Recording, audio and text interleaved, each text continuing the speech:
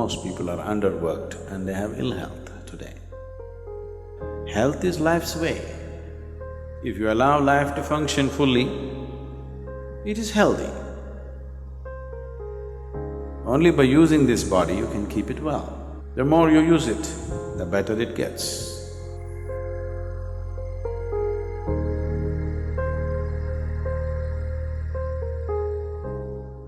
There was a young physician once. He went to his senior colleague and said he had some problem with a certain diagnosis of a patient. Then the senior colleague said, "Oh, nerves and vomiting, is it? Yes, but I don't find any medical reason for him to be having nerves and vomiting." So the senior colleague suggested, you ask him if he is playing golf. If he is playing, you tell him to stop. If he says, "I'm not playing," ask him to play. He'll become okay. Health is like that. Really. Some people are overworked and they have ill health. Most people are underworked and they have ill health today. If you lived here on this planet 200 years ago, physically, you would be doing at least 20 times more activity than what you're doing right now, physically. Definitely, isn't it? You would have walked to this place, you would have done everything with your hands. You would be doing minimum 20 times more activity. I think I'm wrong, 100 times probably. Some of you 250 times.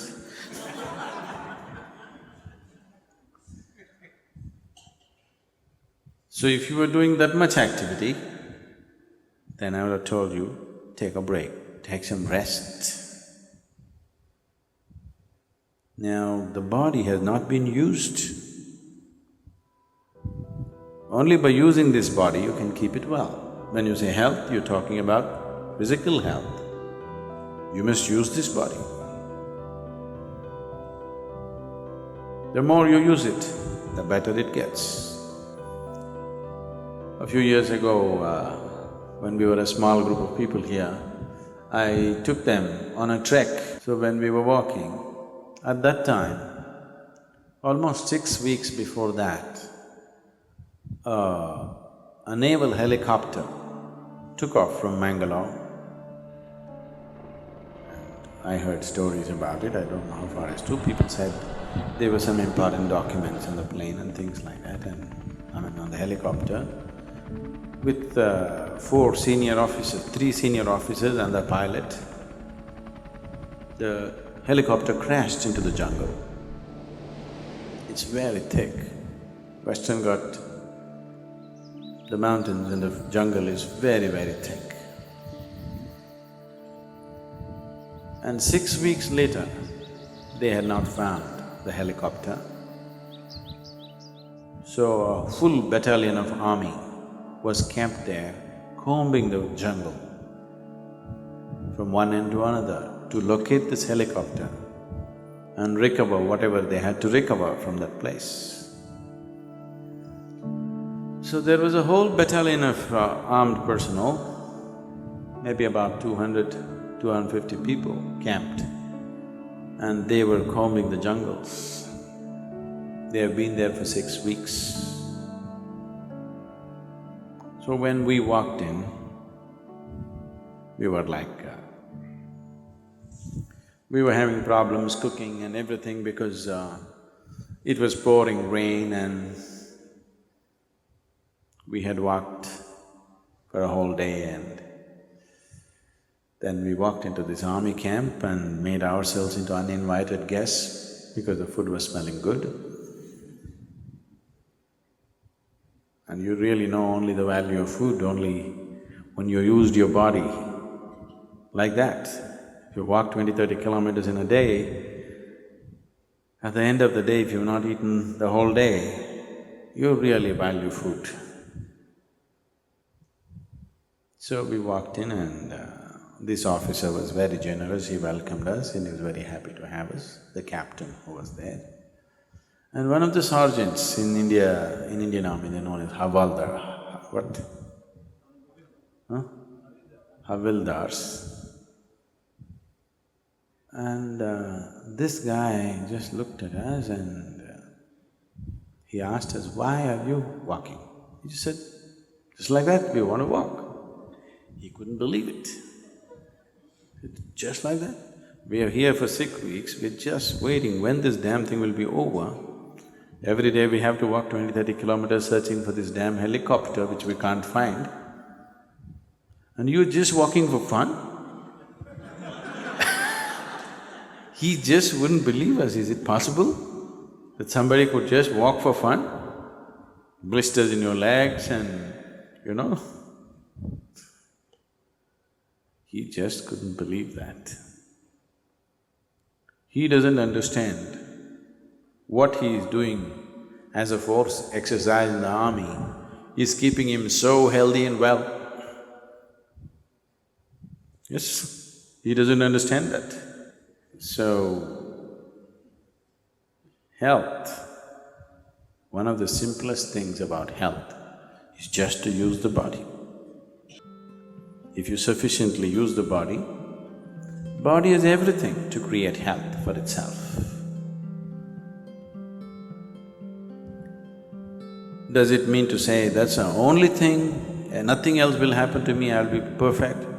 I would say, if we physically used our body as much as we should, I would say 80% of the ailments on this planet would just disappear. 80%. The remaining 20%, in that, another 10% is because of the type of foods that people are eating. They change the food habit, another 10% would disappear. That means only 10% ailment would remain. That has happened because of variety of reasons. One is karmic, another could be atmospheric, and there are other aspects that could have happened in the system, which can be looked at. Out of all the sick people, if 90% of them become healthy just by using the body and eating the right food, 10% could be easily handled. But now, the volume of ailment is so big because we don't eat properly or we eat very properly and we don't use the body properly. So, apart from this, there are other aspects to life. To put it very simply, as you exercise your body, if you just do this 1,000 times a day, just do like this 1,000 times a day, and after 1 month, just see how well your hand will work. Nothing else. Just sit here and just do this 1,000 times a day. After 30 days, you'll find your hand works wonderfully well. If you do that with your brains,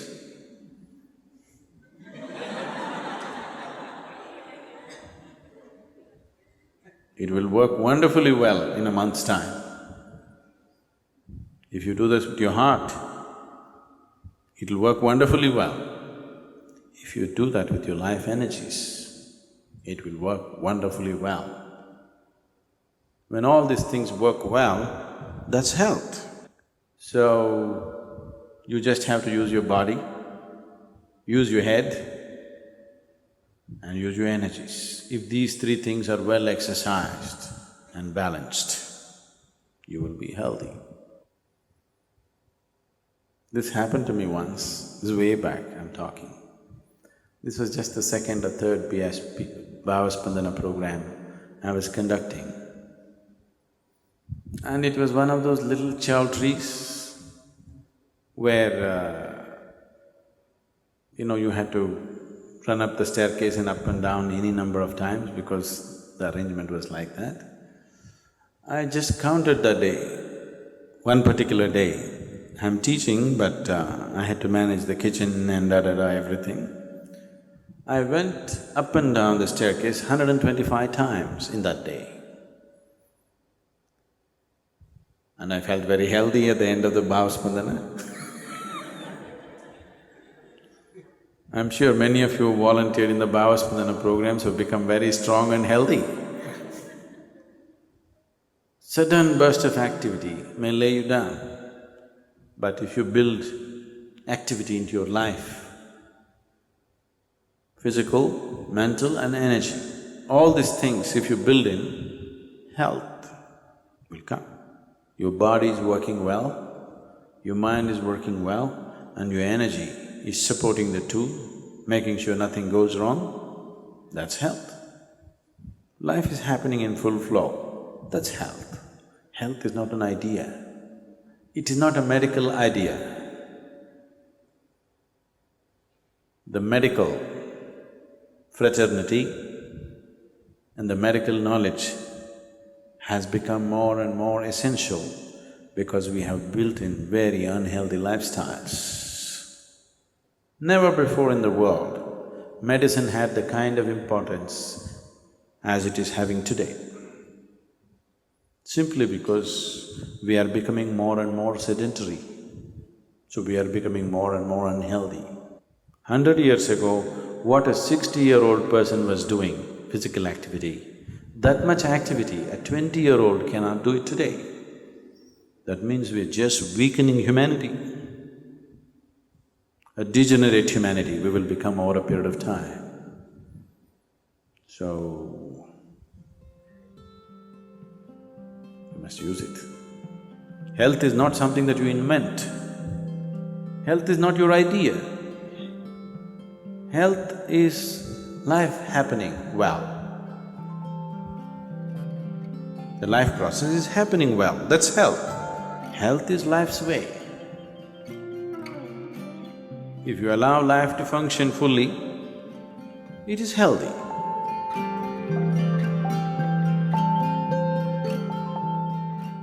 All yogic practices, doesn't matter what you're doing, whether you do asana, yama, niyama, pranayama, asana, whatever, dharana, dhyana, samadhi, shunya, whatever you may be doing, essentially all of it is coming from the fundamentals of bhuta shuddhi or cleansing the elements, or if you cannot cleanse, if you're such a hopeless case, transcending the elements. Vibhuti, that's why. Beyond the elements. If you cleanse the elements, you will live a wonderful life. If you're beyond that, the best thing is to transcend. Forget about living a beautiful life, just transcend the life. Because living a beautiful life is a more complex situation than transcending. Transcending means you're beyond it. What's beyond is not bothered by so many complexities of the physicality. But if you want to be in the physical and still above that, then it takes a little more mastery over the physical. If you have no mastery over the physical, you will get enslaved to the physical. So bhuta shuddhi essentially means you want to first cleanse it so that slowly you come to your state which we call as bhuta siddhi, that means you have mastery over the elements. Everybody has some kind of capability with the elements, otherwise you wouldn't even live a normal life. Right now, how well organized the five elements are in your system decides how firm and stable and organically strong this body is. It's just… body is a play of five elements. So is the world, so is the universe. Everything is a play of five elements. In these five, Unless you want to explore mystical dimensions, you don't have to bother about the space. So there are only four. Among the four, 72% of your body is just water. Just check and see. You're just a water bottle, 3/4 full, you know. You need to understand, it is in sync with the planet. Approximately 72% of the planet is water. Do you know this? Yes? That is how life has evolved. Whichever way the nature of the planet is manifested in your body in many, many different ways. So about 2/3 of the planet is water, 2/3 of the body is water. So when you eat food, you must always eat food where the water content in the food is over 70%. This one thing the Western societies are ignoring and paying a huge price. Now everywhere it's becoming like that. If you eat any vegetable, it will be over 70% water. If you eat a fruit, it'll be over 90% water. If you want cleansing to happen, you must eat fruit. If you just want to maintain the body as it is, vegetable does this. Almost any Asian cooking usually has over 70% water naturally. That's how traditions created it, they were aware of it. It's only Western diets which are dry. You drink water, it doesn't work like that. The food should have over 70% water content. So 72% is water. Another 12% is earth, you know. Only 12% of your body is actually earth. Largely it is water, so that's 84%. Another 6% is air. Air is the easiest thing to manage and take charge of because there is breath and you can take charge of it in a certain way. Another 4% is fire. Taking mastery over fire could do many things to you, but because you are householders living in family situation, you don't have to take charge of fire. You can keep it as it is, sometimes you can burn somebody a bit. You need it, right? You're married. Once in a way, if you don't burn them a bit, it may not work. Yes or no? The remaining 6% is space. You don't have to bother about that unless you want to explore mystical dimensions of the existence. To live well, 4 elements is enough. 5th one is not relevant for people who just want to live well. Taking charge of this, there's a whole system of practices. Some are direct, others are roundabout. Bhuta Shuddhi can be practiced in a most simplistic way or in a highly sophisticated way. Taking charge of the elements is in many ways. One thing is how you consume these elements, how you treat these elements. The whole system of ancient cultures were about treating the 4 elements right. The 4 elements are the basis of your creation. If you have even a minor mastery over it, you will start living in ways that other people think is magical. Nothing magical, because right now you drink water. See how it is? Does it look like you? Does it look like you? Huh? Does it look like you? Does it resemble any of you? But if you drink this, it becomes you, isn't it? Isn't this magical? This itself, life itself is magical. There's nothing in life which is not magical, isn't it? Just some disease got cured, that is not the miracle. Look at this becomes you. This is a phenomenal miracle, isn't it? Once you're capable of performing this miracle, you should be capable of many other minor things. Fixing an ailment or you damage something, fixing it, all these things should be possible because you're creating the whole body from inside, isn't it? Using the 4 elements, you are creating a whole body. Unfortunately, it's happening unconsciously. that's all. So, bringing consciousness to how these four elements are becoming human body. When I say human body, from this water you're manufacturing a highly sophisticated mechanism, isn't it? Yes or no? What this amounts to is, if I just pour this water on the floor, it became iPad. What would you call that? Suppose this glass of water, I poured it down and there this water became iPad. What do you call that? Miracle, isn't it? The same thing, I drink this, this becomes I. This not a miracle? I was in the same trip I came to Deagle Airport and there was a grumpy-looking security man. He asked, any fluids? I said like this. He got irritated, he looked at me like this.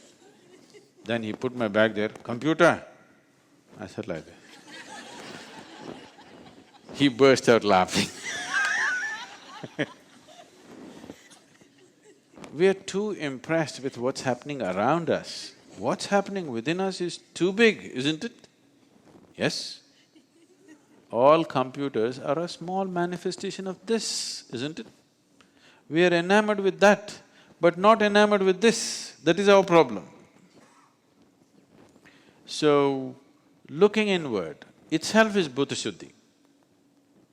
If that's not possible for you, there are simple processes. There are practices, there are rituals, there are elaborate systems as to how to take charge of elements. Or if you don't know how to do it, somebody can perform something from which everybody can benefit. There are Bhuta-shuddhi rituals. For example, every month there is Panchabhuta Aradhana happening in the Dhyanalinga. You don't know how to do it. Somebody else will do it, you just sit there in the presence and benefit from that.